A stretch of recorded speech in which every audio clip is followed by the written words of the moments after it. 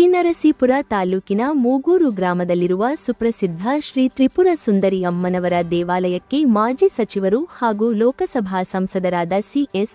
ಪುಟ್ಟರಾಜು ಮತ್ತು ಕುಟುಂಬ ವರ್ಗ ಜಾತ್ರಾ ಮಹೋತ್ಸವದ ಅಂಗವಾಗಿ ದೇವಾಲಯದಲ್ಲಿ ಕಳೆದ ರಾತ್ರಿ ನಡೆದ ಪೂರ್ಣಾಭಿಷೇಕ ಪೂಜಾ ಕಾರ್ಯಕ್ರಮದಲ್ಲಿ ಭಾಗಿಯಾದರು.